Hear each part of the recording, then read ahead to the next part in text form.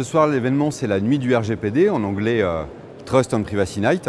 On a souhaité faire se rencontrer la French Tech et stimuler une démarche collaborative, une stratégie de différenciation par rapport à ce RGPD qu'on perçoit comme un levier d'innovation. J'aurais envie de parler de citoyenneté parce que je pense qu'à travers la protection des données personnelles, on explore des nouveaux droits. Ça change les comportements face à la donnée, c'est-à-dire qu'aujourd'hui, on a une reprise par l'individu de la maîtrise de ses données personnelles et dans un autre sens, on a quand même une responsabilisation accrue des entreprises.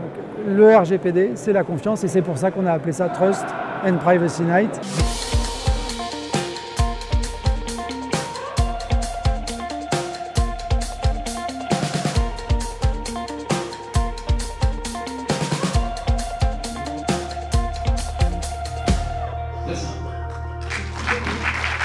On a essayé d'avoir justement un jury avec différents profils. On a un docteur en droit, un architecte des systèmes d'information, un ingénieur en informatique, une directrice de la gouvernance de l'information avec une vision data, 2 spécialistes en chiffrement, un avocat, l'ancienne responsable du service de la labellisation de la Commission nationale informatique et liberté.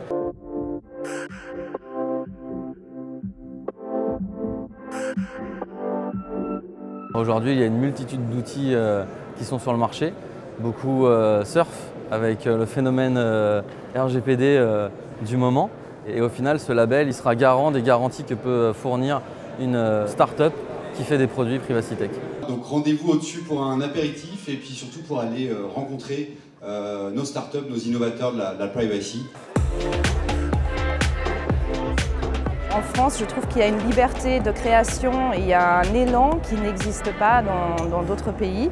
Et on le voit ici, Station F. C'est un lieu qui est regardé dans le monde entier comme un lieu d'innovation, de création, de réflexion. Et pouvoir organiser cette nuit ce soir, c'est aussi une façon de montrer que toutes ces personnes, tout cet écosystème travaillent ensemble et réfléchissent à ces questions.